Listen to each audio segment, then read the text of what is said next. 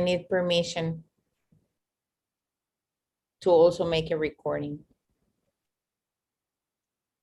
You can accept and go ahead, Andrea.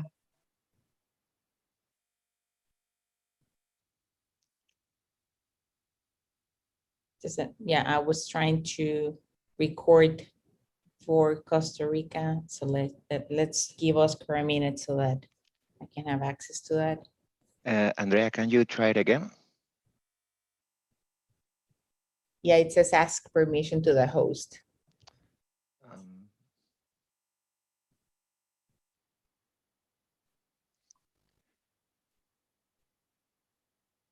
That's think it. I guess I have now it you're right recording. there.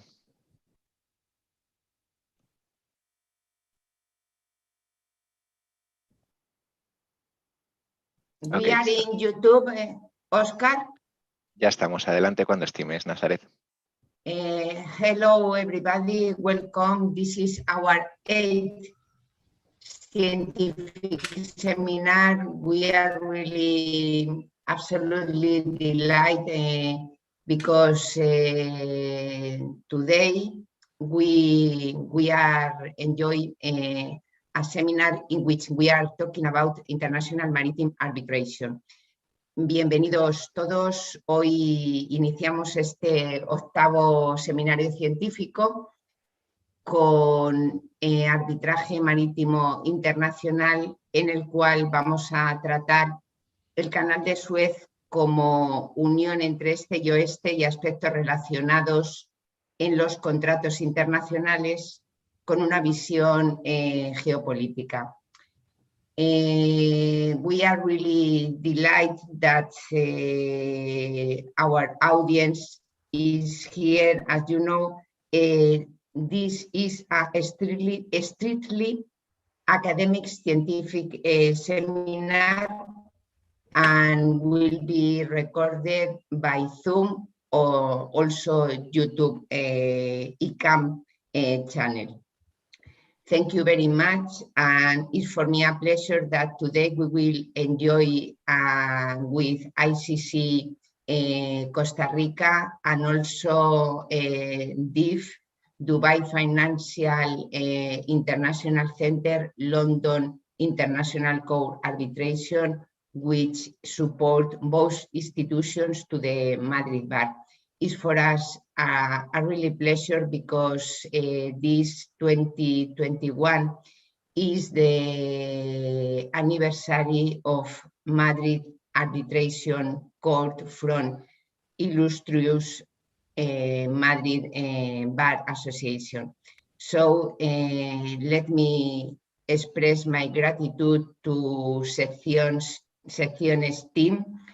And also, I would like to inform Andrea Hulbert, please go with the audience, it's yours. Welcome every panelist, and the time is yours. Thank you very much, Nazaret.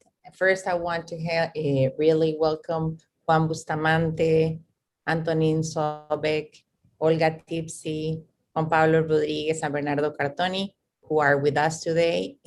As usual, we are recording this to be launched later on in the afternoon in Costa Rica. On behalf of ICC Costa Rica chapter, I am very pleased to be here. This is just the beginning of a very interesting topic that is really growing very fast in the market, and that we need to address from different points of view. As we will see today, we have different topics. We will be speaking today about the Suez channel, but in the next ones, we will be looking forward to address the Panama Channel as well as maritime law in Uruguay. So I'm going to leave the word to Antonin. Welcome, Antonin, for the introduction of the seminar. Thank you very much, Andrea and Nazaret. Let me just say a couple of words. Everything has been already said, but I would just add that I'm delighted that today we have such an international panel of speakers. And as you know, this webinar will be both in English and in Spanish.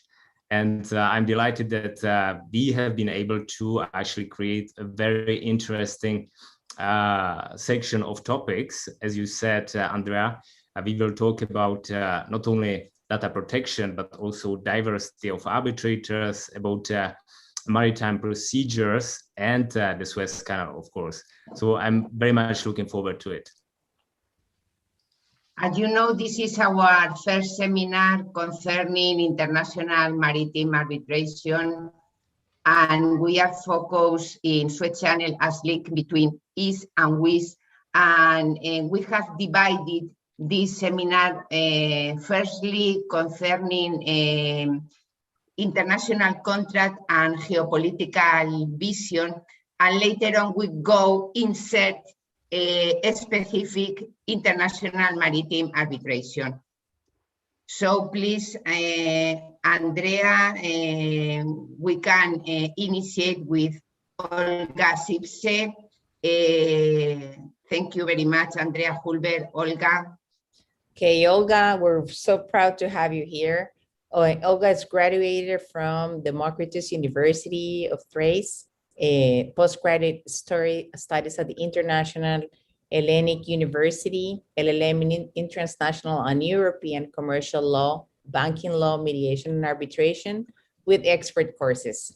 She has a lot of experience in mediator, is an accredited mediator of the Ministry of Justice since 2015, further training on civil, commercial, family, banking, financial mediation, and ODR from Mediation Training Institute Thessalonic, GR ADR Group, UK. The Mediation Lab, the CIR, the IN-ADR, Chicago, Hobbies.net of Greek Ombudsman. Olga, you're so amazing. Founder also of the Thessalonic Chamber of SME's Mediation Center. She has acted both as mediator and mediated advocate in family and banking mediations. She has also been designated as sole arbitrator in ad hoc international exports arbitrations and worked as counsel in domestic arbitrations. She speaks Greek, English, German, basic Italian, and very soon Spanish as well. Olga, the floor is yours. You have the mic. Thank you. Thank you so much. So many good works from you. I'm very honored to be here with you, Nazareth and Andrea, and all these esteemed colleagues that are here as panelists.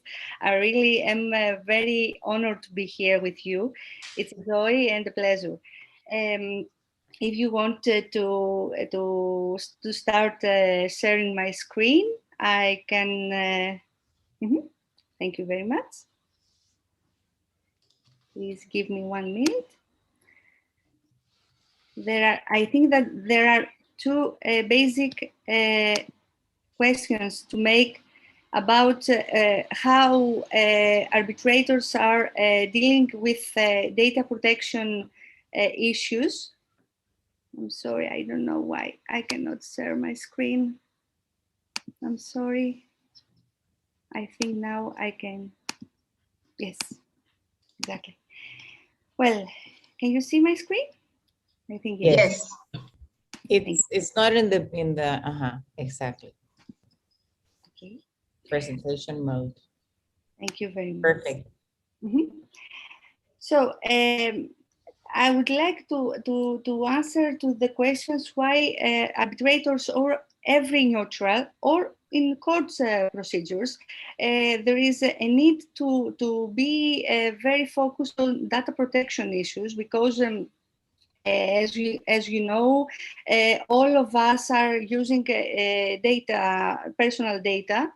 And of course, I want to borrow a quote from Gabriel Garcia Marquez, who said that all human beings have 3 lives: public, private, and secret.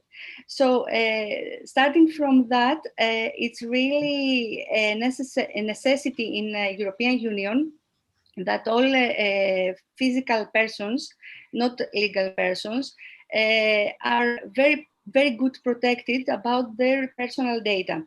Article 7 and 8 of European Charter of Fundamental Rights and the Convention 110 plus is very focused on these issues. When we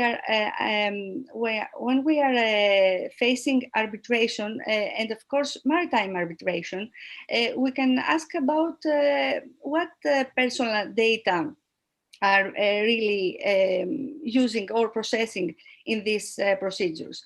There are, of course, personal data of employees, vendors, clients, and all these are in contracts for sale and purchase of ships, in any contract that is dealing in maritime arbitration, contracts for carriage of goods by sea, and all these commodity contracts.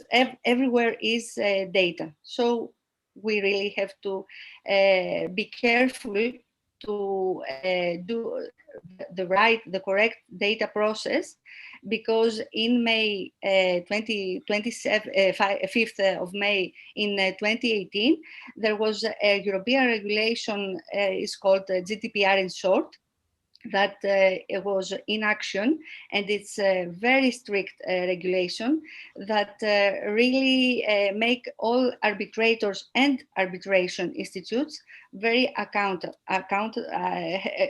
have accountability about this data process. And we learned about GDPR, at least in Europe, because of the fines. The fines of GDPR are too huge. In Article 83, we can see that in some infringements, we are facing some fines, administrative fines, up to 10 million euros. And of course, for some other infringements, we are talking about 20 million euros as an administrative fine. But it's not only these kind of fines. Civil accountability or criminal accountability have also arbitrators and institutes. So we have to focus which is the territorial scope of GDPR. In Article 3, you can see that this regulation applies to the processing of data, personal data, in the context of the activities of an establishment or of a controller or of a processor in union, regardless where the process takes place, in the union or not. Also, processing of the personal data of data subjects who are not established in the union, or where a member state law applies by virtue of public international law. And here are some fines that were already in 2020 faced in some countries. First was France, Italy, United Kingdom, in the 6th place is Spain with a huge fine. So the things are very serious. But it's not only about fines. Of course, as I say, when I'm talking about GDPR, fines is the last thing that we should care about, because arbitration, mediation, or any other ADR institution really have to focus to transparency and accountability. These are the principles that we have to bear in mind regarding to data processing, of course. So you can see that it is unavoidable that court procedures and ADR institutions, as well as mediation, arbitration, and all of these institutions, are affected either by this European regulation or by other bills and acts in other places. Maybe not so famous as GDPR, but still very, very affects these procedures. In other words, in arbitration, either if there is a ad hoc arbitration or institutional arbitration, we have to be in compliance with GDPR requirements. And when we talk about GDPR requirements, we mean practically documentation. We mean that we have to consider a lawful basis. We have to consider basis, of course, lawful basis for processing data. We have to consider notices that we transfer the information to the physical persons. We have to consider about policies, data protection policies, contracts with clauses that are in compliance with GDPR. And of course, data protection impact assessments, very good, very, very highly affected assessment that have to, the institution, ADR institutions, have to really have in mind. Of course, technical and organizational issues as encryption in computers, pseudonymization, good firewalls, lockers in our good lockers in our furnitures, and all these things are have to be also changed in order to be in compliance with GDPR. I'm sorry, I'm really nervous because I really am very focused on this kind of panel that really make me have so much accountability for having all this information to you, sharing all this information. So as we know in ADR, and especially in arbitration here in COVID times, we are used to do everything through meetings, through Zoom, through other platforms. So we are talking about digital era, and we have to have some consideration further than this that we should have up to now. In COVID era, where everything is digitalized, there is more vulnerability and more we are more exposed to data breaches incidents, and these incidents may affect the availability, confidentiality, and integrity of data. Or we can say confidentiality, integrity, and availability, and we can say in short CIA, as we used to say in GDPR word. So both arbitrators and institutions shall have strong devices and platforms and can assure that nothing is going to be breached. Working remotely means more risks because you can see now I'm sharing that screen, and maybe I might be very not careful to share some other things, some of the documents. You may see sharing my screen, you may see some documents that I really don't want you to see. Or maybe my desktop may be stolen, or my family, when I work from home, maybe have access to some information that really don't need to or doesn't have to be shared. So you have to be very careful because now we are in a digital world, and these all things have to be in our minds. And of course, when I am talking about GDPR, I'm not talking about EU only. Of course, here is some information about Zoom platform. It's not only Zoom. We have GDPR is not only for European Union citizens, it's for all over the world, because there are transfers of data in third countries or international organizations, and we have to consider Article 44 of GDPR, of this European regulation, and you have to know, we have to know that any transfer to third country or organization, international organization, must comply with the general provisions of GDPR that are met in Chapter 5. So here is Article 44. My slides will be shared to all at this, so you can read what it says.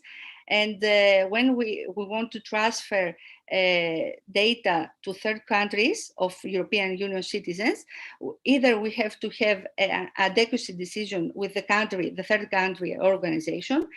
Up to now, we can see some countries that are having these adequacy decisions, Canada, Israel, Japan, etc. Or we have to have some binding corporate rules, or we have to have standard contractual clauses or a code of conducts or certification mechanism. I want to say some things about standard contractual clauses. Maybe you're aware of SREM's decision that was issued last year in July 2020 and invalidated the privacy shield between EU, European Union, and USA. And now we are seeking for new. With this decision also was invalidated the standard contractual clauses that are invalid up to that point, and we are seeking new standard contractual clauses. A few days ago, new standard contractual clauses from European Commission, and of course European Data Protection Board have been released. So I think that this issue maybe is covered.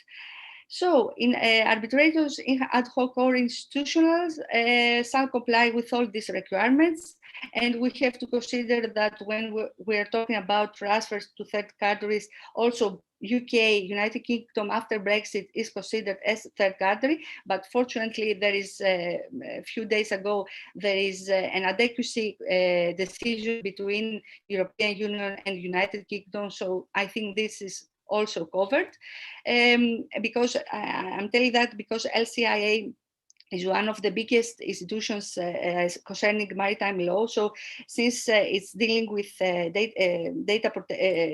personal data of the parties, they have to bear this also in mind. You can see these are from LCIA, this information about maritime arbitration. So you can see that LCIA is a very powerful institution that really has to be in compliance with GDPR, because some cases of European citizens are there, and there is process of data. This is the SREM's 2 decision that I talked about, standard contractual clauses, and I think that I have shared an input with you about what. Sorry. Can you hear me? Yes. Have I stopped sharing? Yes. I think I shared with you my considerations and my input about how an arbitrator or an institution has to consider while all this data processing is dealing inside these procedures. I think that I'm over. If you want to ask me something, thank you very much. Thank you very much, Olga. Really very useful.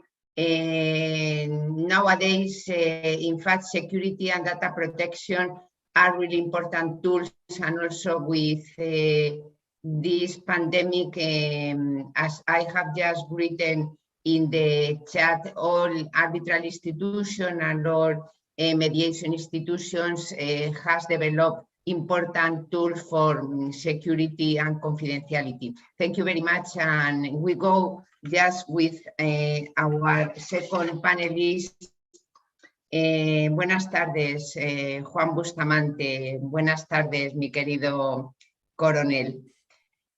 Es un honor tener a Juan Bustamante aquí con nosotros. Permítanme una breve presentación de Juan, breve porque su currículum es inmenso y la amabilidad de compartir con nosotros su experiencia como militar y explicarnos la visión de la seguridad y la defensa desde el canal de Suez, así como esa seguridad y defensa desde el ejército español se está llevando a cabo, en esta ocasión en el canal de Suez, pero lo que es en toda esa zona territorial internacional.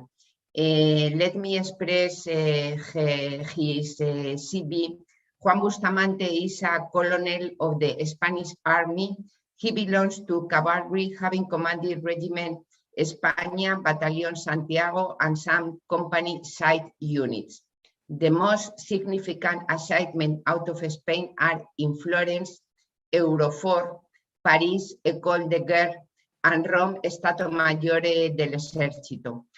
Also, international experience in several 6-month missions in Bosnia-Herzegovina, 1994 European Union, Eritrea and Ethiopia, 1999 United Nations, and Afghanistan, 2012 NATO.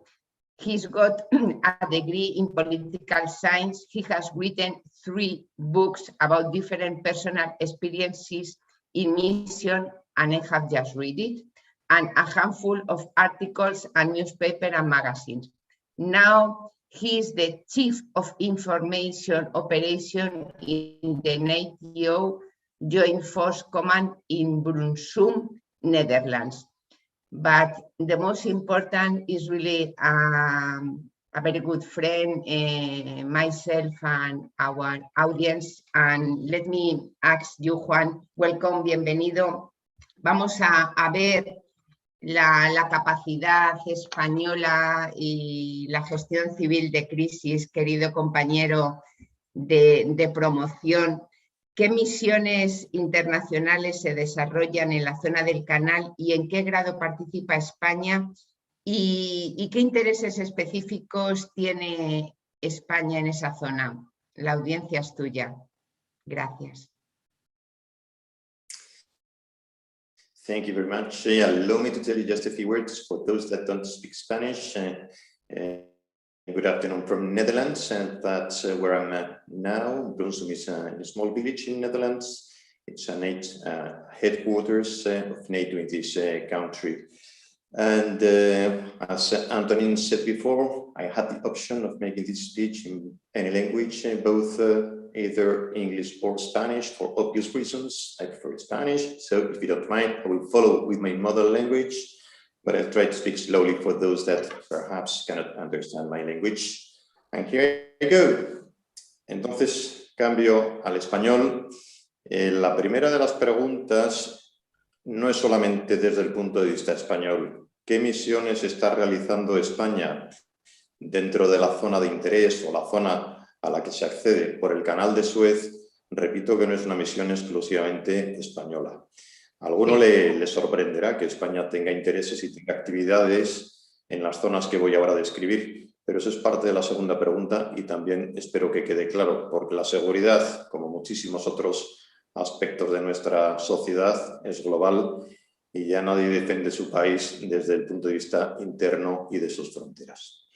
En la zona a la que se da acceso por el canal de Suez, estoy hablando del sur, del Mar Rojo y del Índico, hay 2 misiones muy importantes y las 2 son de la Unión Europea. La primera de ellas se llama Atalanta.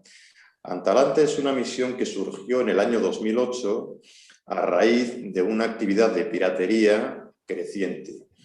La sociedad española probablemente recordará los casos de 2 buques que fueron especialmente conocidos por la difusión mediática, que eran el Playa de Baquio y el Alacrán, que fueron secuestrados en situaciones aparentemente extrañas, puesto que los piratas manejaban unas pequeñas embarcaciones, unos esquifes aparentemente inofensivos y eran capaces de hacerse con el control de barcos mucho mayores.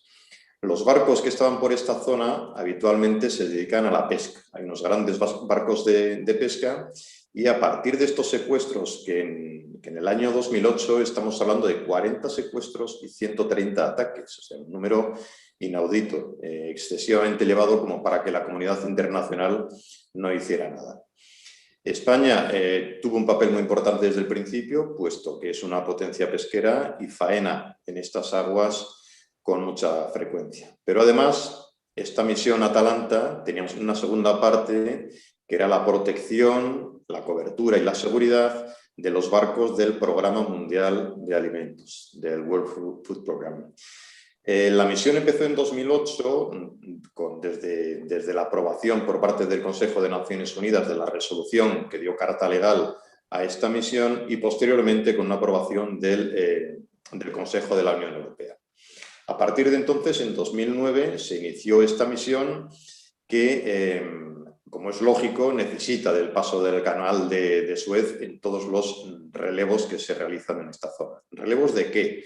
Es una misión aeronaval en la cual España participa siempre con una fragata, un barco de la Armada Española, y con un avión del Ejército del Aire que se sitúa en Djibouti, con lo cual en la parte baja, digamos, del Mar Rojo, ya cerca del estrecho de Adén. Las misiones que realizan estos dos componentes, el marítimo y el aéreo, son muy sencillas de imaginar. Por una parte, dibujándolo de una manera secuencial y sencilla, el avión hace reconocimientos de la zona, fundamentalmente de la costa, que obviamente es de donde surgen, de donde zarpan los pequeños barcos de la piratería, hace reconocimientos para detectar movimiento o pequeños campamentos. Por otra parte, los barcos, la fragata española, que suele estar acompañada por otro barco de otro de los países de la Unión Europea, realiza o bien acompañamientos de los buques del Programa Mundial de Alimentos, como he dicho, o bien simplemente hace vigilancia de la zona, o bien acompañamiento y control de los buques pesqueros. Y también una cosa muy singular, que es lo que militarmente llamamos los Key Leader Engagement. Estos Key Leader consisten en encuentros entre autoridades habitualmente, normalmente es el comandante del barco, el jefe del barco, con una autoridad de la zona del país en el que estamos hablando, Somalia, en el 99% de las ocasiones. Son líderes locales, no pensemos que es el presidente de Somalia ni algo parecido. Son líderes locales, pero que tienen una capacidad de influir en los piratas para que estos cesen en sus actividades. Son encuentros en los cuales se pretende una conversación, unas ofertas, un diálogo, a través del cual un líder de la zona vea más aspectos positivos en dejar la actividad de la piratería que en continuar con ella. ¿Qué más aspectos? ¿Por qué tiene un especial interés el canal de Suez? Fundamentalmente por cuestiones logísticas que todo el mundo entiende. El mantenimiento de la misión, los relevos de los barcos, el mantenimiento logístico de las piezas que necesitan reparaciones y cambios, tanto del avión como de la fragata, obviamente se hacen por el canal de Suez, como es lógico. Ya para finalizar con esta misión, es importante que es una misión que tiene cierto riesgo. Alguno podrá pensar que atravesar el canal en sí no tiene ningún riesgo, pero el Mar Rojo sí que lo tiene. Sí que lo tiene porque en la parte final del sureste, en el estrecho de Adén, que da paso al golfo del mismo nombre, del Golfo de Adén, pues los ataques terroristas son muy sencillos. En general, el ataque terrorista, por definición, es bastante sencillo. Me da igual que sea en tierra, que estrellando un avión, que asesinando a una persona de un disparo. Es, por definición, sencillo. Y también en el mar. En situaciones como estas, en las cuales la distancia entre los dos estrechos, entre las dos costas en Adén, es tan pequeña, un ataque con una simple barca suicida puede generar un daño muy grande a un buque, incluso a un buque de guerra. Si quieren comprobarlo, hay unas fotos impresionantes del buque americano, de un destructor, que sufrió un ataque en octubre del año 2000, el USS Cole, C-O-L-E, y se comprueba como una simple lancha con explosivos, pues estuvo a punto de hundir a un destructor americano, repito. Esta entonces es la primera de las misiones. Repito, resumiendo, Atalanta, un buque de la Armada, junto con otro buque de la Unión Europea, un avión en Djibouti, misiones contra la piratería, que se han aumentado últimamente para control de armas, para control de drogas, y es una misión que va en aumento. Esa es una de las misiones. La segunda de las misiones es totalmente terrestre y se desarrolla también en esa misma zona, y por ese mismo motivo el canal de Suez tiene mucha importancia. Se llama la European Union Training Mission in Somalia, una misión de entrenamiento en Somalia. Somalia es un estado fallido prácticamente como muchos otros países desde la descolonización, en este caso de Italia, un estado que se ha desarrollado mal y albergaba tanto piratas, como acabo de decir, como grupos terroristas de bastante importancia, fundamentalmente ramas de Al-Qaeda, en este caso Al-Shabaab. La misión que se realiza en Somalia es una misión de entrenamiento de las Fuerzas Armadas y estas misiones son muy comunes tanto en España como en otras organizaciones internacionales. De hecho, es quizá la tendencia mayor en el mundo de la cooperación internacional en seguridad. Dicho de otra forma, a lo que más se tiende es a intentar formar a las Fuerzas Armadas locales para que ellas mismas sean capaces de solucionar y de gestionar sus crisis internas. En este caso, la misión comenzó en Uganda, dado que la situación en Somalia era de una inseguridad tal que en el año 2010 la misión, repito, comenzó en Uganda con estos primeros entrenamientos. Y en el año 2014 se trasladó físicamente a Somalia para hacer esta formación. ¿En qué consiste la formación? Pues es muy sencillo y además es un patrón que se repite con mucha frecuencia. Formación de las unidades de sus Fuerzas Armadas, de una compañía, de unidades pequeñas, que pueden ser 80, 100 hombres, incluso menos. Formación básica en los principios de cualquier soldado y al mismo tiempo una formación de mayor nivel para esos estados mayores, el Ministerio de Defensa u organismos de dirección de sus Fuerzas Armadas. Esta misión va produciendo sus frutos, aunque es verdad que son misiones que requieren tiempo, puesto que la formación de los soldados suele ser baja, los casos de analfabetismo suelen ser elevados, los principios, incluso, ¿por qué no decirlo?, morales de la sociedad son distintos en cuanto a la parte militar también, disciplina, lealtad. No es lo mismo la constancia, la voluntad de continuar, pues no es sencillo y entonces, dicho entre nosotros y de una forma muy gráfica, pues cuando un día vienen 30 alumnos, al día siguiente vienen 10 y al día siguiente 10, pero que no coinciden con los anteriores, con lo cual son formaciones muy bonitas, muy motivadoras, pero que requieren tiempo para obtener resultados. Y ya para terminar, la segunda de la pregunta que me hacías, Nazaret, era relacionada con cuáles son los intereses que tiene España. La pregunta tiene importancia porque la respuesta, simplificando, es ninguno, exagerando un poco. ¿A qué me refiero? A que los compromisos que tiene España, los intereses que tiene España y los intereses que tienen muchos países en la cooperación internacional de defensa no tienen que ver solo con el propio país, sino con la seguridad global. España, en este caso, pues puede tener interés en defender a los pesqueros, pero hay misiones en Letonia, en la Policía Aérea del Báltico, en Rumanía, en la que cualquier geopolítico, geoestratega español pudiera decir, en lenguaje coloquial, ¿qué se nos ha perdido a España en esos países? Hay veces que la respuesta es muy sencilla, porque en Colombia tenemos un interés evidentemente histórico, o, por ejemplo, en el Sáhara tenemos un interés manifiesto en lo contrario, en no participar, puesto que nos genera un conflicto de intereses entre Marruecos y Polisario. Pero muchas veces las Fuerzas Armadas son una herramienta muy útil para la política exterior de cada país. Y muchas veces España o los otros países lo que pretenden es demostrar cohesión, demostrar participación, demostrar compromiso con las misiones, bien sean de Naciones Unidas, de la OTAN o de la Unión Europea, más allá del interés real que pueda tener España en el Índico, que podría ser incluso nulo. Antes decíais en mi currículum que yo estuve en Eritrea y en Etiopía. Bueno, el interés especial de España en Etiopía pues es ninguno, prácticamente, simplificando. Pero quiere la prevención es un interés también específico que hay que proteger.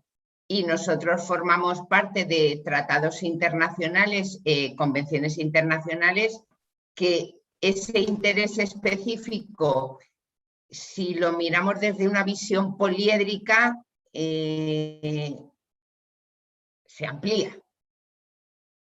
Evidentemente, hay el interés internacional mayor hoy en día desde el punto de vista de la seguridad es el terrorismo. Y el terrorismo es obvio que puede surgir en Irak o en Afganistán y hemos estado 20 años en Afganistán, cuando en principio podríamos decir que qué lejos está ese país y qué poco interés. No.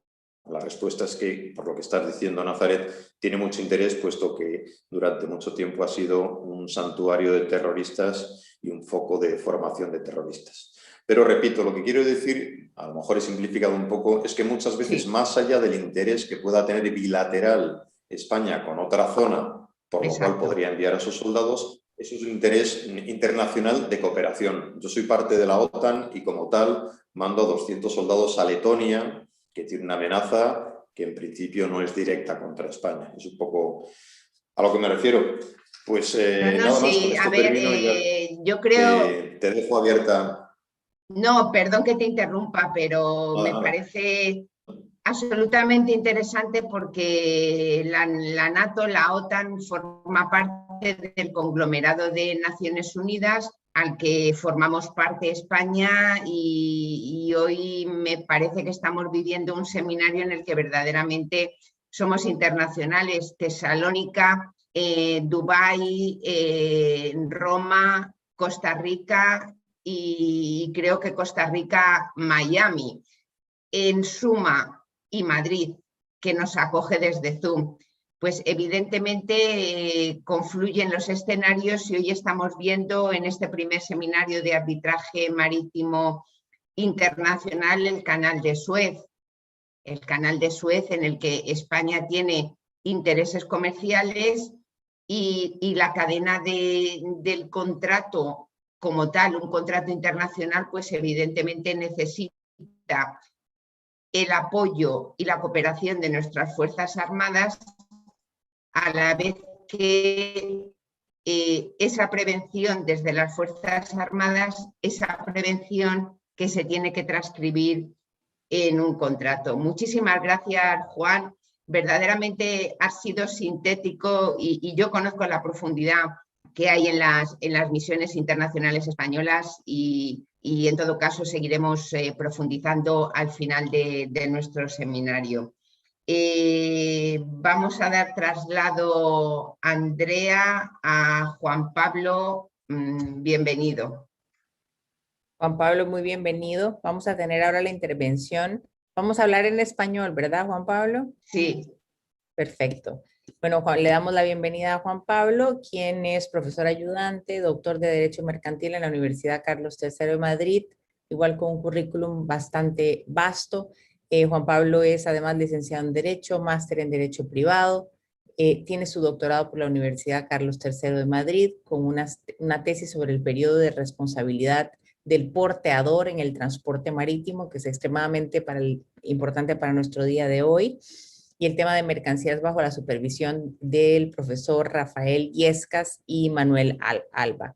Ha realizado varias publicaciones como el libro El periodo de responsabilidad del porteador en el transporte marítimo de mercancías y numerosos artículos sobre temas relacionados también con derecho mercantil, derecho de navegación marítima, derecho de los contratos internacionales. Es autor de algunas publicaciones en materia también de derecho de sociedades y propiedad industrial. Y ha realizado varias estancias de investigación en instituciones de gran prestigio en materia de derecho privado, en la Universidad de Southampton, en Fordham University, Unidroit, Tulane University, la Universidad de Bolonia. Así que tenemos a un excelente exponente hoy, que Juan, yo creo que ya te voy a dejar el micrófono abierto y tú puedes explicarle al público la pregunta que queremos responder sobre el tema de las autoridades, las propiedades en el canal de Suez y demás bienes. Te dejo el micrófono. Muchas gracias por estar con nosotros, Juan Pablo, un honor. You're muted. El micrófono cerrado. Ahora, muchas gracias al Colegio de Abogados de Madrid, al ICAM, del cual me es grato pertenecer, y a los organizadores de este evento, y bueno, y en especial a Nazaret, con la que comparto también amistad. Voy un momentito a compartir un segundito mi pantalla porque tengo una... La verdad es que mientras comparte, he de decir a la audiencia que ha ganado uno de los premios de secciones del Ilustre Colegio de Abogados de Madrid, con lo cual Juan Pablo Rodríguez hoy nos honra con su conocimiento científico y su saber en Derecho. La audiencia... Vale, ¿estáis viendo la pantalla? Sí. Vale, perfecto. Pues bueno, son dos simples... se me ha encargado un poco el comentar un poco los aspectos más marítimos del derecho marítimo que tuvieron ocasión hace ya 2 meses, cuando todos un poco en mitad de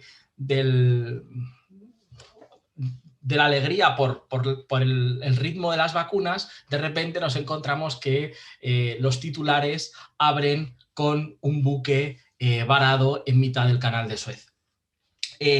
Bueno, esta fue un poco una noticia que abrió, prácticamente abría los telediarios, los noticiarios cada día durante una semana, y todos íbamos viendo cómo las labores de salvamento, de dragado del buque se estaban llevando a cabo casi en tiempo real.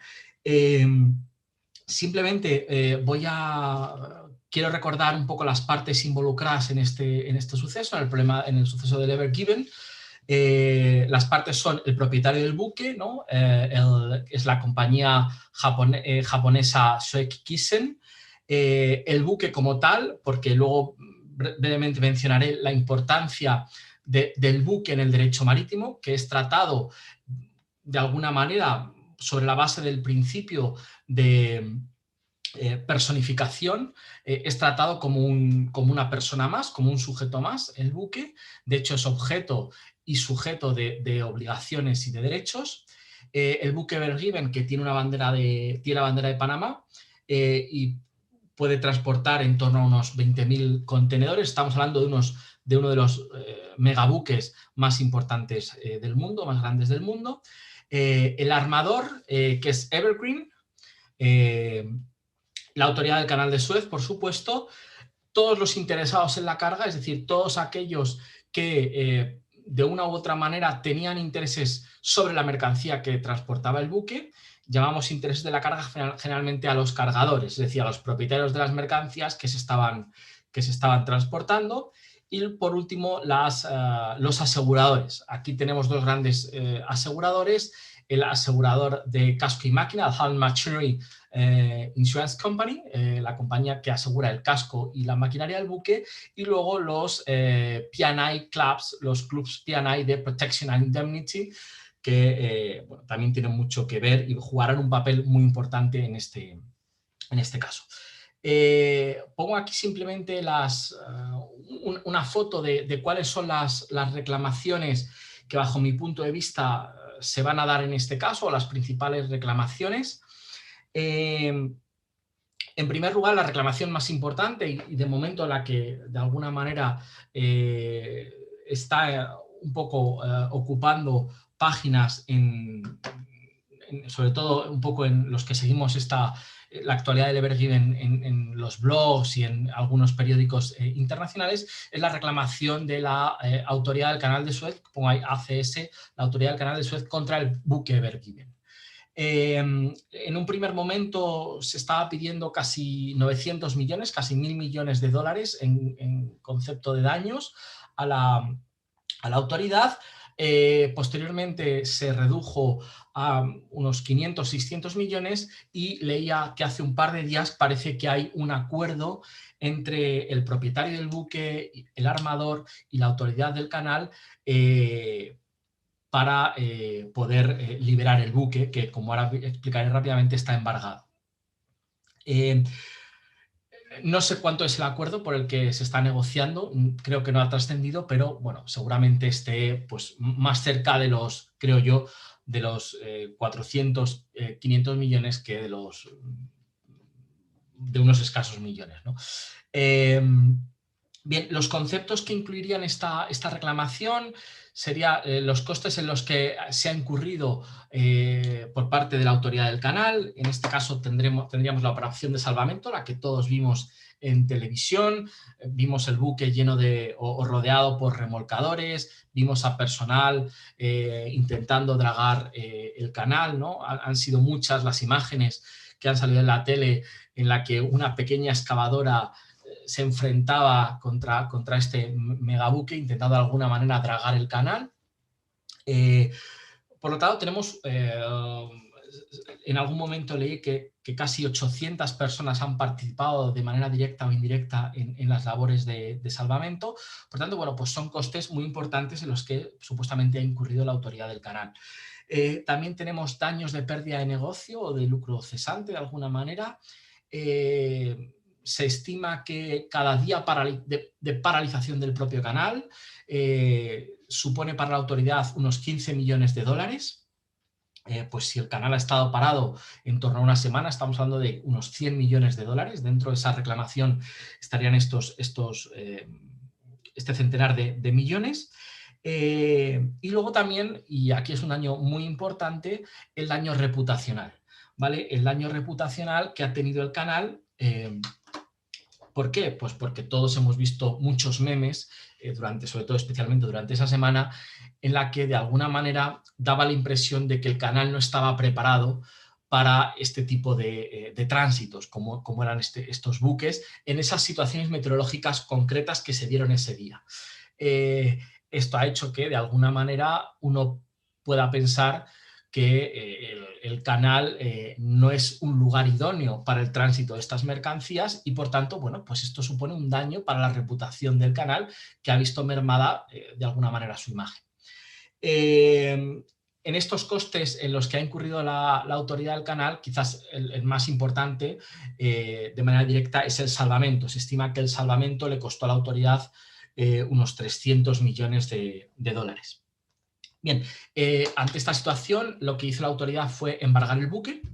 Egipto es parte del convenio de embargos del año 52 y por tanto tiene la potestad de, ante un crédito marítimo como es este, unos daños, puede solicitar al tribunal que como medida de alguna manera preventiva o provisional se proceda al embargo del buque con el propósito de reclamar el pago al propietario y armador del buque.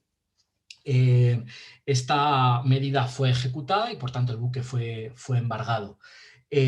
No voy a entrar ahora en un poco el tema del embargo porque no hay mucho tiempo, pero el propósito del embargo o una de las finalidades es poner en marcha la negociación para llegar a un acuerdo. ¿Por qué? Porque un buque parado supone una pérdida de muchos millones a la semana, ¿no? Sobre todo estos megabuques, ¿no? No solo porque el buque no está navegando, que es para lo que se ha construido un buque, para navegar. Cada día que un buque está parado está perdiendo dinero, sino porque además hay mercancías que están en ese buque que llevan ya 2 meses, muchas de las cuales seguramente hayan perdido valor, o bien porque se hayan deteriorado, sobre todo estamos hablando de mercancías refrigeradas o mercancías perecederas, sino también porque hay muchas otras mercancías que pasados unos meses no tienen valor. Estoy pensando, por ejemplo, en mercancías de ropa que pasan de temporada, que cambian de temporada,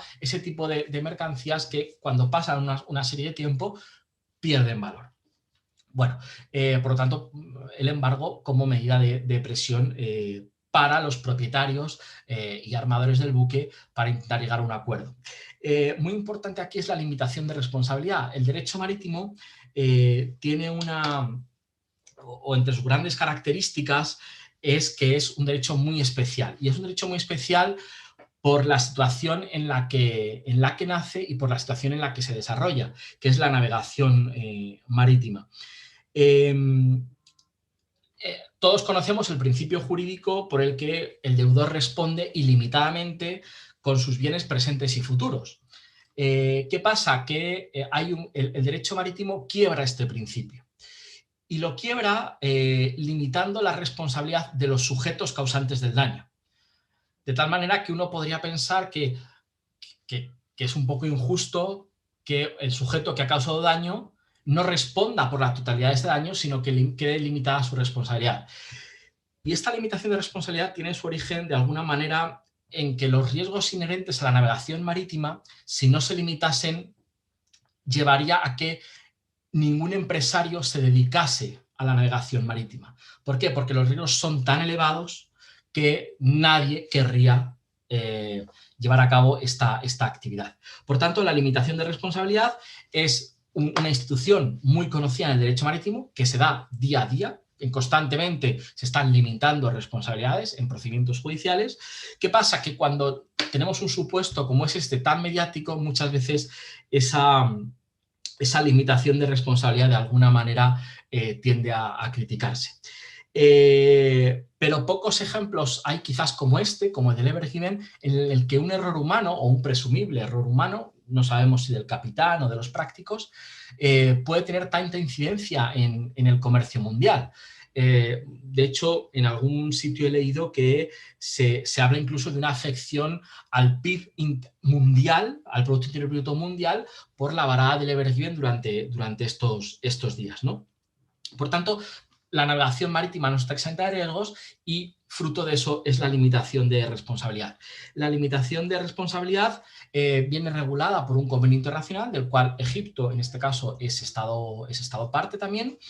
Y lo que hace este convenio es limitar la responsabilidad por las deudas derivadas de un daño aplicando unas fórmulas, ¿no? Y estas fórmulas tienen que ver, de alguna manera, sobre todo con la capacidad de transporte del buque, el arqueo, etc. Bueno, una serie de cuestiones que tampoco voy a meterme. Junto con la limitación de responsabilidad, automáticamente se requiere la existencia de un fondo de limitación. Es decir, el sujeto que, en este caso, o cualquier reclamante, en este caso la autoridad del canal o cualquier otro reclamante, una vez que lleva a cabo la acción de reclamación, de alguna manera se está obligando al demandado, en este caso a los propietarios y armadores del buque, a que establezcan un fondo de limitación. De tal manera que con ese fondo lo que se establece es que una especie de hucha para que puedan con ese dinero nutrirse todas las posibles reclamaciones que surjan. Reclamaciones que a lo mejor no son todas cubiertas con el fondo de limitación. En ese caso se prorratearán conforme a unas reglas que establece el propio convenio. Quizás muy importante es sobre, y no quiero extenderme, es sobre la limitación de responsabilidad, el artículo 4 de las Rules of Navigation. Las Rules of Navigation son las reglas que todo buque debe respetar cuando transita por el Canal de Panamá. Y dice el artículo 4 que en el apartado 2 muy importante, ven en la diapositiva, the vessel of floating units, owners and operators are responsible without option to release themselves from responsibility by limited liability. Es decir, de alguna manera los que transitan por el Canal de Panamá están aceptando que no puedan acogerse a la limitación de responsabilidad. Veremos Canal cómo de Suez, ¿no? ¿Cómo? Canal de Suez. Sí, he dicho Canal de Panamá, perdón, Canal de Suez. Vale, bueno, ¿cuál serían otras posibles reclamaciones? La más importante, como hemos dicho, la autoridad del canal contra el buque, pero también habría otras. Lo de los intereses del buque contra los intereses de la carga. En este caso sería el armador o propietarios del buque contra los propietarios de las mercancías. Y uno puede decir, bueno, ¿cómo es posible que los propietarios del buque, presumiblemente causantes del daño, vayan contra los propietarios de las mercancías, que son, en este caso, los grandes perjudicados? Y es porque aquí ha habido un salvamento y una avería gruesa. Ha habido un salvamento, el salvamento, es decir, es un gasto en el que ha incurrido el propietario del buque para salvar las mercancías. ¿Cuál es ese gasto en el que ha incurrido? Pues los gastos de salvamento o los gastos que, pues de algunos de los que hemos mencionado. Seguramente el salvamento, porque casi al 100% va a estar regulado por la Lloyd's Open Form, que es un formulario de salvamento marítimo muy utilizado, que remitirá a arbitraje en Londres o arbitraje seguramente en Singapur. El salvamento está condicionado al resultado útil, es decir, bajo el principio no cure, no pay, es decir, si no hay salvamento no se paga. Y este salvamento es pagado por el armador, por el propietario del buque, que luego podrá repercutir a los propietarios de la carga. Y junto al salvamento está la avería gruesa. La avería gruesa es todo gasto en el que incurre el propietario del buque, el armador, para salvar la mercancía. Lo que ocurre aquí es que ya la avería gruesa se declaró el 1 de abril de 2021. Es quizás el supuesto de avería gruesa más importante en la historia por el tamaño y por el número de carga que había en el buque. Quizás junto con el Maersk Honan, que pasó hace un par de años un incendio muy grande también en un buque de Maersk. Este es el supuesto de avería gruesa más importante. Ya está nombrado el liquidador. Lo que hará el liquidador es recolectar toda la información de los interesados en la carga para que, aplicando una serie de porcentajes y reglas, las llamadas reglas de York y Amberes, pues todos contribuyan, todos los cargadores, todos los propietarios de la carga contribuyan a esta avería gruesa. Y muy rápidamente las dos últimas reclamaciones, porque veo que se me pasa el tiempo. Las reclamaciones de los... Perdón, que tengo aquí una inquietud. Lo primero es el nombre de esta convención internacional que nos explicabas ahora con absoluta claridad, que limita esa responsabilidad, sería del propietario del buque. Claro, hay un convenio del año 1976, que es el convenio para la limitación de responsabilidad por créditos marítimos, con un protocolo del año 96, y lo que hace es que permite al propietario del buque, dentro del propietario del buque incluye armadores, aseguradores, etcétera, a limitar su responsabilidad. ¿Vale? Esa sería la limitación de responsabilidad. La que estábamos hablando justo ahora de la avería gruesa no es un convenio internacional, sino que son unas reglas, ¿vale? Por tanto, son unos usos que son aceptados a nivel contractual por los sujetos que participan. Y son las reglas de York y Amberes, que son las que determinan cómo va a ser el reparto de esa avería gruesa. Como decía, la tercera reclamación, la de los intereses de la carga contra el porteador. Evidentemente, aquí hay múltiples contratos de transporte que vinculan al propietario de la mercancía que está transportando su mercancía desde un puerto en Asia hasta este buque, creo que llegaba hasta el puerto de Rotterdam, hasta Rotterdam. Esos interesados en la carga pues han sufrido unos daños porque algunas mercancías se habrán deteriorado. Lo que hay es un evidente retraso, porque la mercancía debería haber llegado hace 2 meses y todavía no ha llegado, porque el buque sigue embargado en Egipto. Por lo tanto, tenemos una serie de reclamaciones que se van a dar. Esto va a llenar, en muchos casos, muchísimos tribunales, ¿vale? Aquí habrá que ver la ley aplicable y, sobre todo, a qué tribunales nos remiten los conocimientos de embarque. Los conocimientos de embarque son los documentos que presumiblemente serán los que liguen, los que unan al porteador con los propietarios de las mercancías, ¿vale? Depende dónde esos conocimientos de embarque, cuál hayan establecido, si es arbitraje o jurisdicción competente, y cuál es esta a la que nos tendremos que ir. Muy importante aquí el tema del régimen aplicable, son las reglas de la ICC. Las reglas de la ICC es un convenio internacional que un poco que regula la responsabilidad en el transporte marítimo, que, bueno, no regula el retraso, asombrosamente no regula el retraso, y por tanto no será el régimen aplicable las reglas de la ICC para el retraso, pero sí para los daños de la mercancía.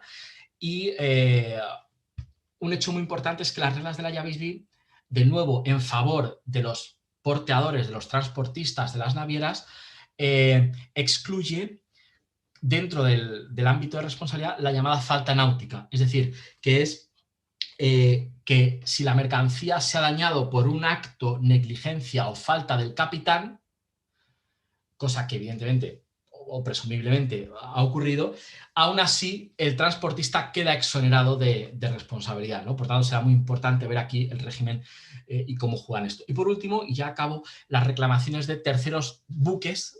Un minuto, sí, Juan Pablo. Un minuto, perfecto. Las reclamaciones de terceras partes contra el propietario del buque, ¿no?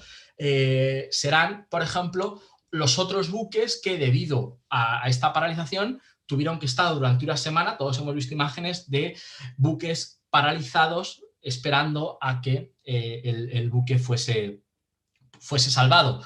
Todos esos buques también han sufrido daños, porque aquí hay muchos contratos de fletamento que seguramente se hayan incumplido, mucho retraso, muchas situaciones off-hire, etcétera, que presumiblemente van a querer reclamar contra el Ever Given.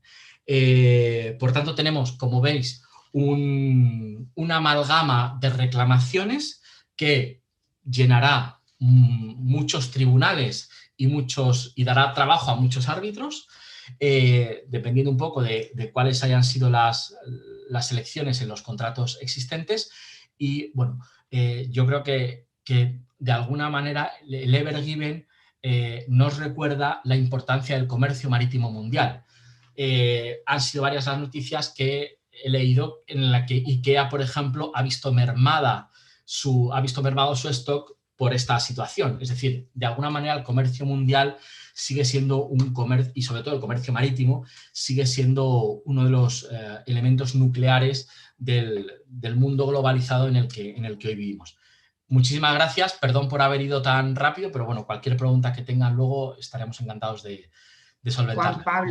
Juan Pablo, muchísimas gracias. Has hecho un esfuerzo de síntesis encomiable y pues ponemos las preguntas súper interesantes para el debate final. Now I go to Dubai and welcome with us Antonin Sobek. Antonin, you are counsel of the ICC LCIA Arbitration Center in Dubai. So in this moment we have just spoken the general aspect considering the ever given problem. But Juan Pablo told to the audience that we will have work with institutional arbitration that had just developed an arbitration clause. Anyway, you came in this moment as counsel of the LCIA, and let me introduce a little bit him. Our panelist is qualified to practice law in France and specialized in international arbitration with particular focus on public international law. He completed his master in economic law at Sciences Po in Paris and earned an LLM in commercial and corporate law from the London School of Economics in London. Antonin is one of the ambassadors of arbitrator intelligence and is a member of the MENA subcommittee of the campaign for greener arbitrations. This fall, Antonin will teach a master course in dispute resolution at Sciences Po in Paris. Thank you for joining with us. Thank you for joining our institutional arbitration with us and support this 8th scientific seminar. And let me go focus on arbitrator intelligence, because here we need absolutely intelligent on focus because it's really important which will be the most specific pool of arbitrators. And my questions are, is the pool of maritime arbitrators diversified enough? And not least, the second question, how can the pool of maritime arbitrators be further diversified? Thank you. The floor is yours. Thank you very much, Nazareth, for this very flattering introduction, and also for having invited me to speak at this panel. So let me come back to your first question. I think it's not easy to answer this question, and this is because most maritime arbitrations are confidential. And as a matter of fact, more than 80% of maritime arbitrations are ad hoc arbitrations, which are by definition even more confidential than institutional arbitrations. So for this reason, it's very difficult to find any meaningful statistics about the appointment of maritime arbitrators in maritime disputes. However, there are some indicators which could help us answer this question. So the first indicator is the list or the panels of arbitrators of the most important maritime arbitration chambers and associations. And obviously the most famous one, or the most important one, is the London Maritime Arbitrators Association. But there are many others. For instance, we have the Singapore Chamber of Maritime Arbitration. We have also the recently opened Emirates Maritime Arbitration Center here in Dubai. And well, if we have a look at the list of arbitrators of these institutions, we realize that there are not so many arbitrators on these panels. So usually there are only dozens of arbitrators. Usually these arbitrators tend to be from the Western Europe. And also some individuals, we can find them across different panels of different institutions. One last point about this list is the fact that there are very few female arbitrators. So for instance, you know, at the list of the Emirates Maritime Arbitration Chamber, there are only 6 female arbitrators out of 64 arbitrators, which is less than 10%. Now, another indicator is our caseload at the ICC LCIA Arbitration Center. And first of all, let me clarify that we are not focused on maritime or shipping disputes, but we do receive shipping disputes every year. So for instance, this year we have received 5 shipping disputes so far. And if you have a look at all these shipping disputes, we can observe that more than 90% of arbitrators are British arbitrators, and less than 25% of the arbitrators are female arbitrators. Now, these data should be, of course, interpreted with extreme caution, because the panels of arbitrators and our caseload are not representative enough of all the arbitrators who act in maritime disputes. However, I think it's an indication that the pool of maritime arbitrators could and should be further diversified. And I say should because I believe there are many benefits of increased diversity. For instance, if we diversify the pool of arbitrators, there will be more competition in the market, and the maritime arbitrators will be incentivized to deliver high quality services. Also, this is supposed to reduce the risk of conflicts of interest, which are very, very common in the maritime arbitration sector. And also, it's supposed to reduce the problem with limited availability of the arbitrators. And some surveys suggest that the diverse panels of arbitrators are more likely to deliver more innovative results. So I believe it's in everyone's interest to encourage, you know, the diversity of the arbitrators. And this leads me to the second question that you wanted to ask me. And this is how to further diversify the pool of maritime arbitrators. So there are many tools to diversify further the pool of arbitrators, but today I will focus only on 3 main categories. And the first category which comes to my mind is the training of maritime arbitrators. And I believe this is something which is increasingly important, because in the past, usually maritime arbitrators were commercial men, usually not even lawyers, but with the increasing complexity of maritime disputes, maritime arbitrators are pushed to become more and more specialized. The good news is that there is an increasing number of trainings, diplomas, and accreditation programs for all those who are interested in maritime arbitration.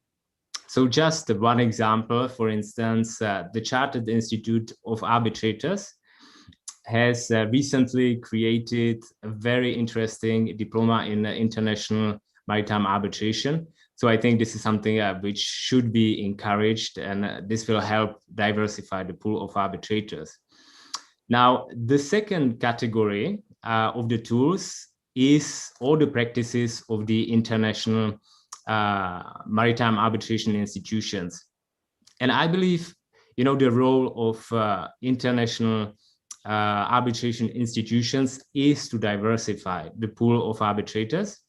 So, for instance, at the ICC LCIA, when we propose a list of candidates for appointment to the LCA court, we always try to come up with a very diverse list of candidates, and we always try to include at least one female arbitrator on the list.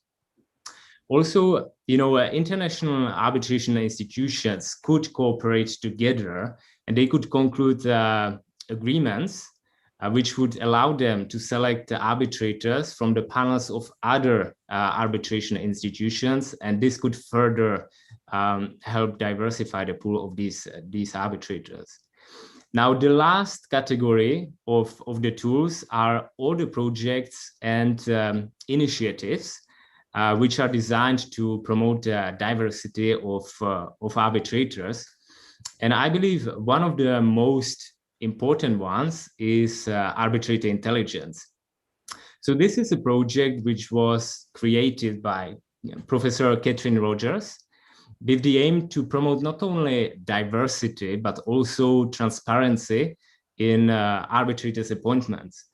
And the idea is to invite the parties and the council to submit feedback about arbitrators' decision-making and case management after the end of each arbitration. So then arbitrator intelligence use this data to create reports on specific arbitrators, and these reports can be purchased by the parties who want to select their arbitrators for their disputes.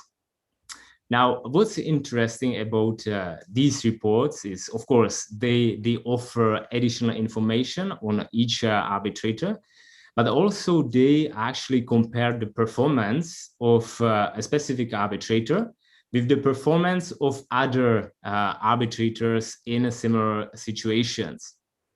And they also inform you how a specific arbitrator decided similar cases before. So the parties can, at least to some extent, anticipate how a specific arbitrator will decide their dispute. And of course, incidentally, with more information, arbitration intelligence should further diversify the pool of maritime arbitrators. So I believe there are many tools which could help further diversify the pool of maritime arbitrators. We just need to make use of all these tools. Thank you. Thank you, really very interesting. I was trying to write on our chat to the audience because it's really important that we inform the audience as you are an ambassador that this amazing webpage that creates Catherine Rogers and arbitrator intelligence really is important. Maybe we are talking about in this moment concerning maritime arbitration, international maritime arbitration, and in fact, ad hoc arbitration, confidentiality. So, but even this is not the problem, is one of the consequences that we need perseverance and work enough for trying that these ad hoc tribunals can designate the most adequate concerning the best capacity on this panel of arbitrators. Thank you very much. In fact, Antonin Sobek and Andrea, I think we go with our Bernardo Cartoni. Thank you, and go later with the question and answers. Thank you, Nazaret. My pleasure now to introduce to you their great friend, Bernardo Cartoni.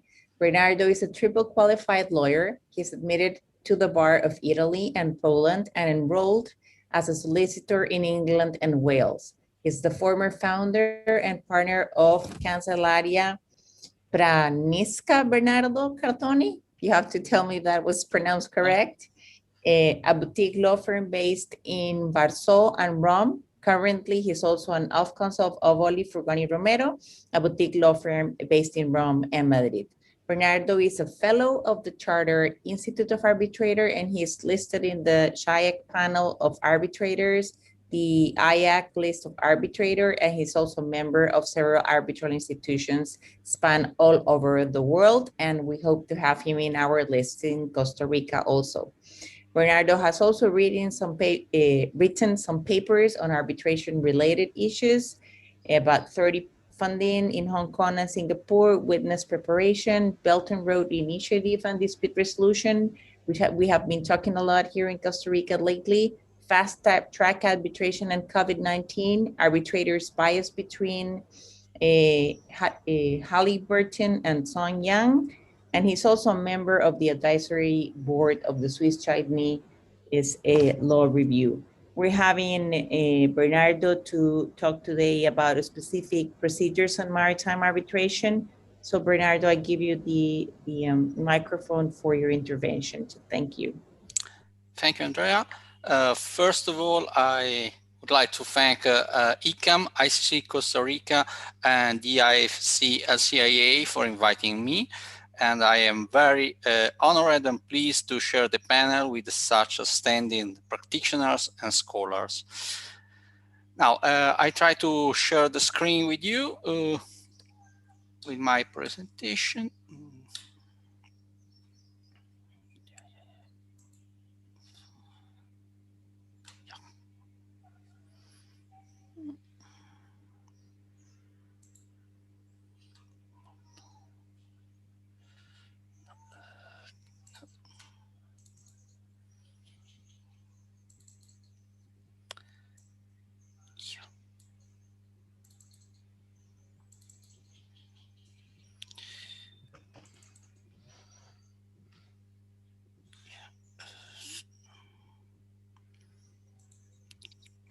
Can you see my screen?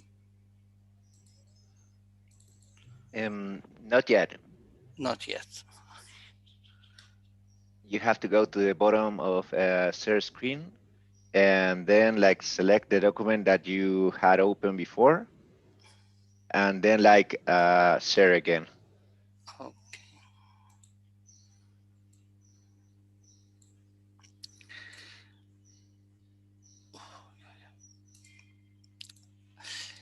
Anyway, my presentation will be. If you have problem, I can share the screen. Okay, thank you. If you can see. Yes. This is the second part, but probably is the most related part of my intervention with the title of this seminar. So it could be good to start with this. We have two kinds of charter party contract. One is the time charter, and this is a contract for a specific period of time, and usually the chartered has the possibility of subchartering the vessel to other people.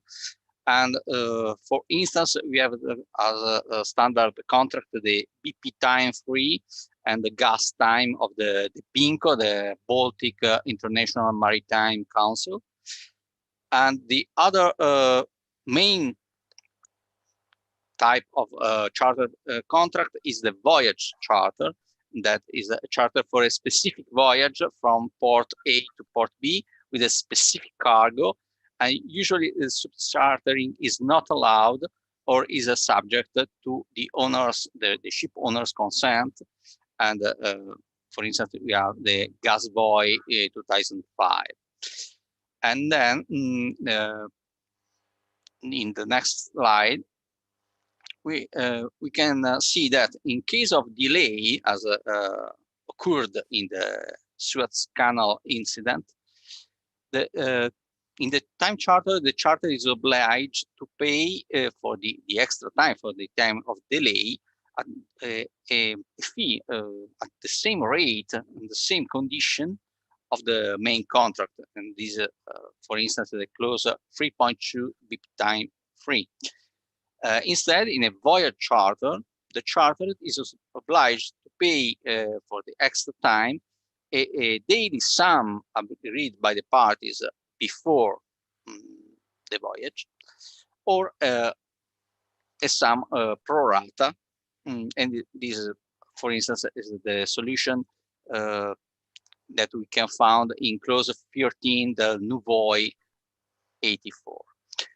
And then we can turn to the next, the damages, because the charter is obliged not only to pay for the extra time, but could be obliged to compensate further losses suffered by the owner. And for instance, the losses derivating from loss of earnings and profits on following contracts. But these, and I examine this on the point of view of the English law, because English law is the most utilized law in the maritime contracts, and this is also a reason why, as Antonin pointed out before, 90% of arbitrators are of British nationality, because English law is the main law in maritime trade. So the chartered is liable if the loss is was reasonably foreseeable at the time the contract was made. And as British law, we have Adlin versus Baxendale. That is a case of the middle of the 19th century, but it is still good law. And such principle was reaffirmed in the Victoria Laundry Limited versus Newman Industries. It is a case of years 1949. And such foreseeability must exist at the time the contract was made. And this is principle stated by the House of Lords in 2005 in the Jackson case. But damages can be excluded if the contracts are insured or secured under the mitigation doctrine. And this is a principle stated more than 100 years ago in 1912 in the Westinghouse Electric versus Underground Electric Wales of London case.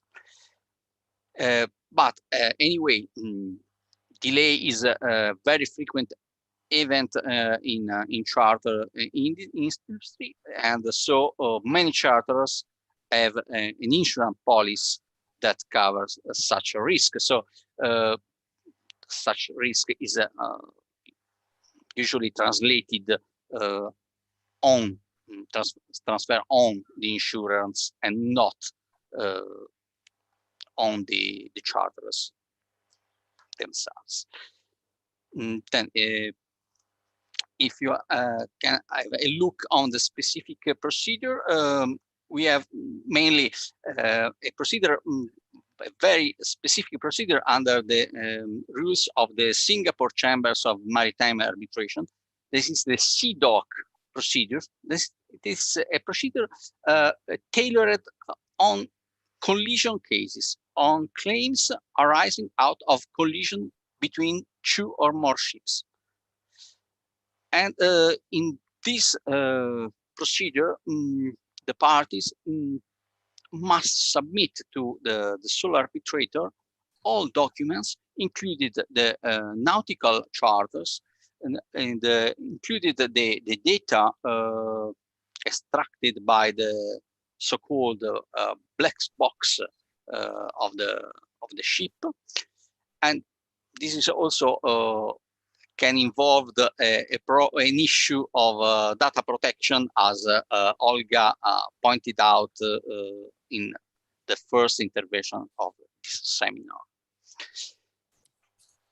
And another specific procedure in Singapore is the SBC, SBC terms, that is a specific procedure for claims arising out of the sale or supply of bunker. And this is tailored only for these this kind of issues. Then, turning to the LMAA, that this most important institution in maritime arbitration, that in 2020 has dealt with the more or less the 80% of the whole maritime arbitration in the world, with more than 3,000 arbitrators appointed, more than 1,700 cases dealt with. There are three special procedures, one for the small claims until $100,000, one for the intermediate claims from $100,000 to $400,000, and now the third, that is called FALCA, fast and low cost arbitration, that has no limits of value, but the parties can trigger this kind of procedure with a mechanism of opt-in in their contract. Such procedures are very straightforward with the sole arbitrator, and usually are documents only, and the hearing, if any, there is reserved to oral arguments and not evidentiary hearing. Now, I think that my time is running out, so I once again thanks ICAM, ICC Costa Rica, and ICC LCIA for inviting me, and I thank you all for your kind attention.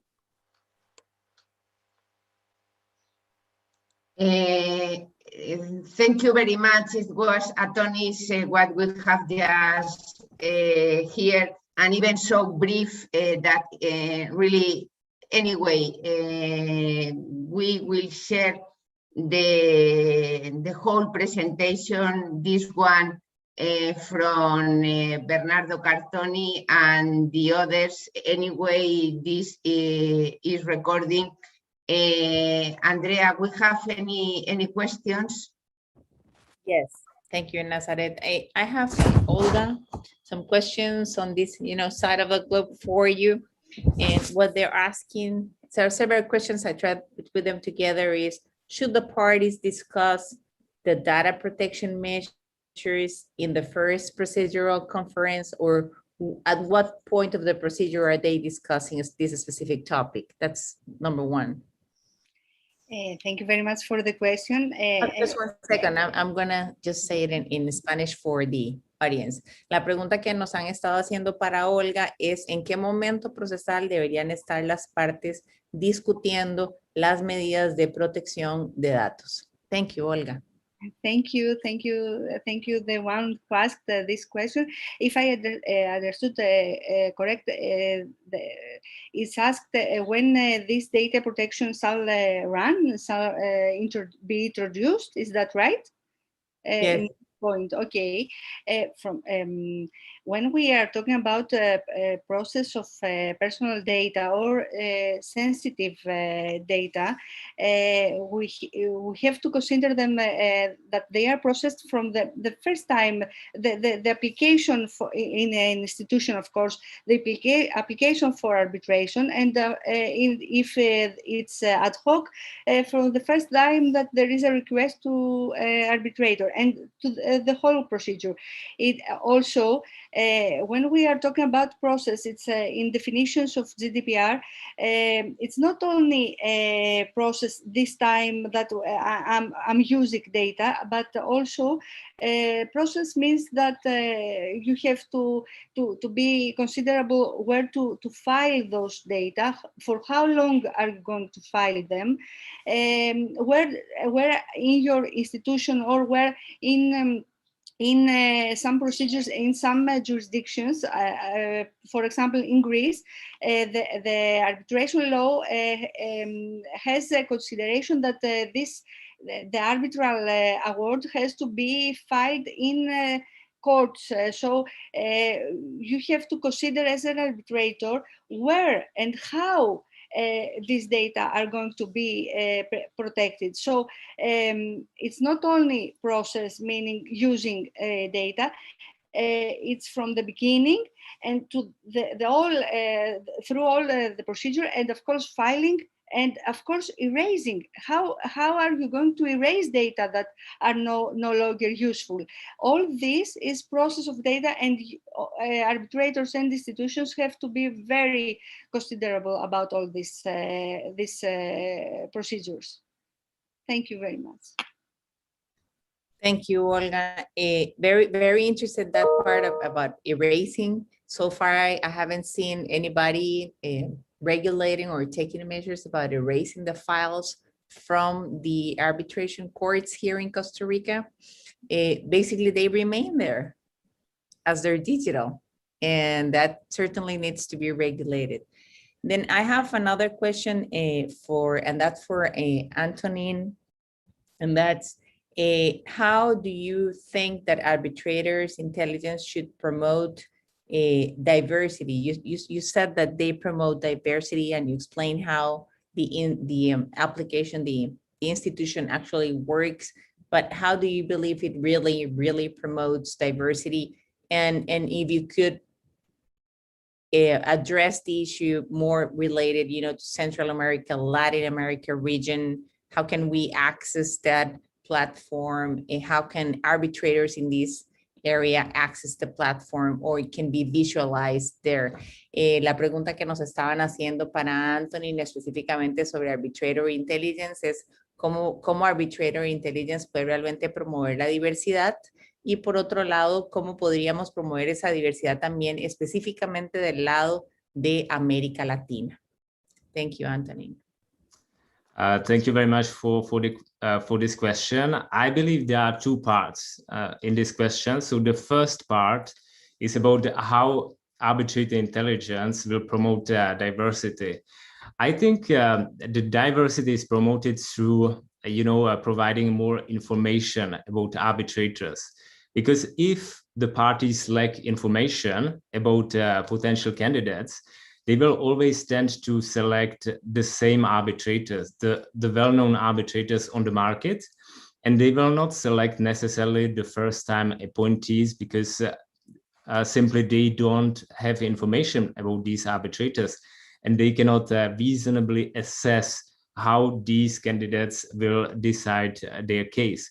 So I think through providing information about less known arbitrators, the parties can select one of the less well-known arbitrators if they find relevant information about the candidates, and if they believe that this is the candidate who is the most suited to decide my dispute. So I think this is, an incidental effect of providing more information about arbitrators, and incidental effect of being more transparent in terms of arbitrators' appointments. Now, I think the second part of this question is how to allow, arbitrators from different regions, as you said, Latin America, to benefit from arbitrator intelligence. I think the answer to is that we try to promote this campaign, the campaign of arbitrator intelligence in different regions. So we have conducted a campaign in Latin America, and we try to convince the parties and their counsel to fill in the questionnaires about the arbitrators from that region. Because once we have data about arbitrators from Latin America, we can publish, reports on these arbitrators, and then the parties will be able to get informed about the arbitrators from that region. And again, this will allow them to perhaps nominate more often and less known arbitrators from that region. So I think the second part of this question can be answered by expanding the campaign of arbitrator intelligence and spreading the word about this project. And hopefully in the future, we will see more and more arbitrators from Latin America. Latin America, or even Spanish language, which means promote a real neutral diversity. Yeah, thank you very much for your. You are reading the mind of the next person who said that if any of you happen to know about a maritime law training in Spanish, please send us the information so that we can spread it out in Latin America. We're really interested on that. Andrea, I think Antonin had just spoken concerning a master which is developed from our Charter Institute of Arbitrators. As you know, we have created a Spanish chapter. In fact, the main language is English, but who knows if we can provide this master, of course, in English, but simultaneously in Spanish language. Anyway, I think it's an important tool, an important training, and I would like to move just in, if you have other questions, but I would like to provoke a unique question. Me gustaría provocar una única y última cuestión a nuestros panelistas. Hoy hemos hablado entre este y oeste en el canal de Panamá, al final en el canal de Suez, y ver los aspectos jurídicos, geopolíticos y de seguridad. Me gustaría que cada uno de los panelistas pudiera darnos la visión de qué les provoca después de haber oídos unos a otros. Y quiero empezar por el mismo orden de intervención. Olga, Juan Pablo, Antonin y Bernardo. We need to put that also in English. Okay, Olga, I would like to summarize everybody, and please, I would like to know what do you feel, firstly, when we invite you, and secondly, now when we have just at the end of the seminar, what would you like knowing the audience after you have just spoken to the audience concerning your important topic? Yes, as a summary, I would not say more, because GDPR is a really huge issue that these were only some details for you to start discovering the beauty of data protection in Europe, because we are very sensitive, as we all know, but in also in Latin America, which is very developing field. In China with the new bill people, it is called bill people. I think that we don't know how much our personal data cost. Maybe now in pandemic, we have the chance, the opportunity to see how our sensitive health data is really valuable. So, of course, in fields that we consider that there is no such issue about processing data as maritime arbitration, I think we have to rethink all these fields that we thought that nothing is wrong, and we have to consider that it's very viable. Our data are very viable, and all these entities are really consider this high price of our data. So please start being aware of how to your data be well protected. This is my input. Thank you.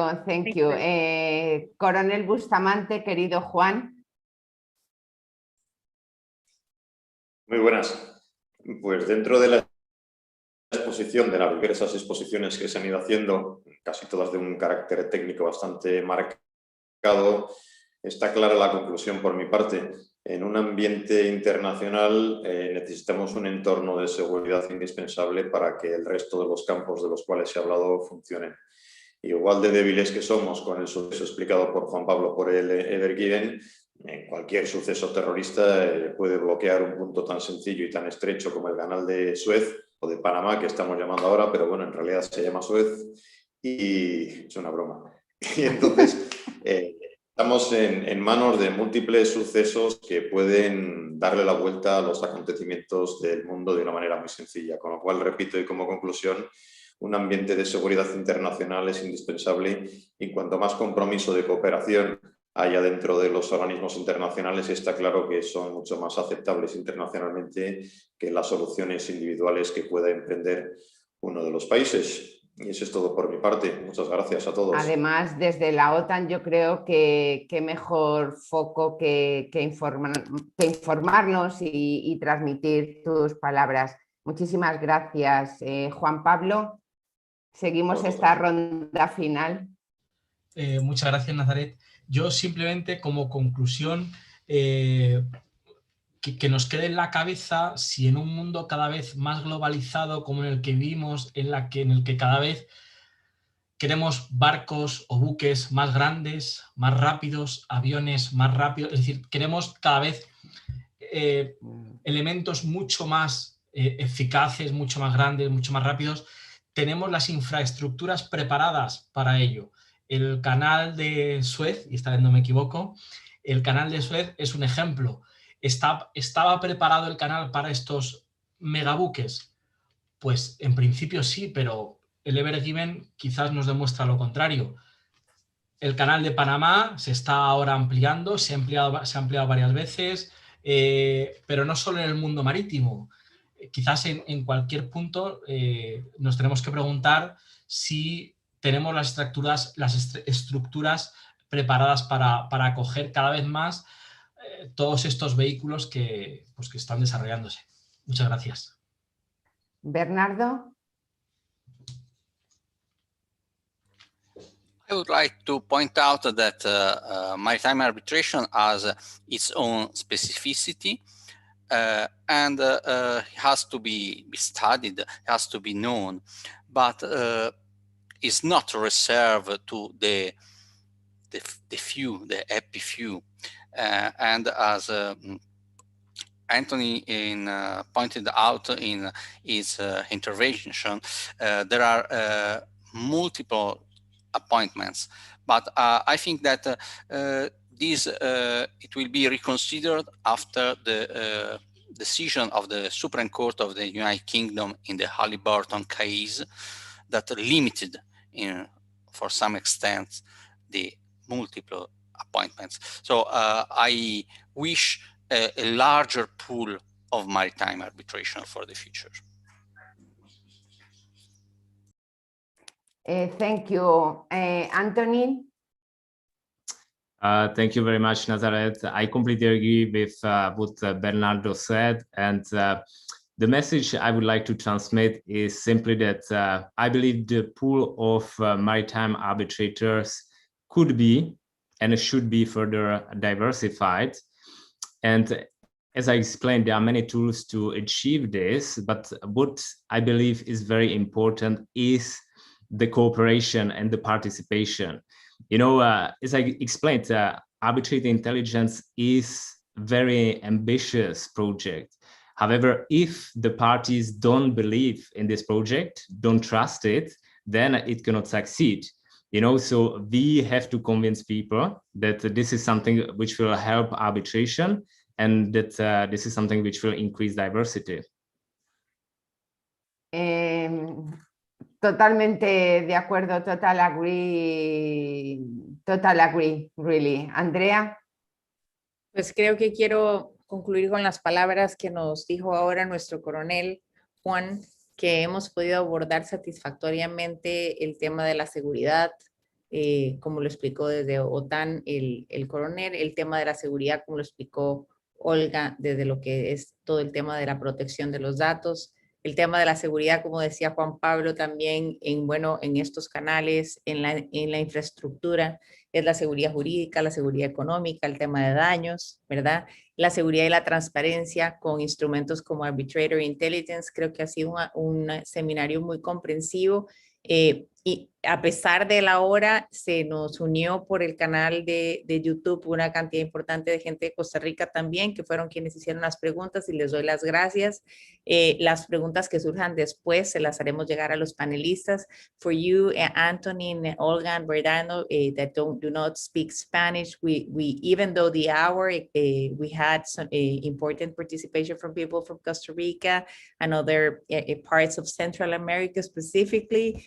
They are very pleased with the topics we have spoken today, and when other questions arise, I will make sure that I will send them to you and that we can give proper answer to everybody, because this is the goal here, to join the world. So thank you all. Yo agradezco a todos para finalizar y resumo en defensa, prevención, neutralidad, y agradecer que estamos transmitiendo desde Madrid, pero hoy verdaderamente hemos conseguido una internacionalización fabulosa y seguimos. Muchísimas gracias por estar ahí. Un enorme abrazo a todos y tendrán la grabación y las ponencias y material de los ponentes en la página web del ICAM, en el Departamento de Secciones ADR, simultáneamente en ICC Costa Rica. Gracias y continuamos. Good afternoon. Thank you all. Hasta luego. Chao.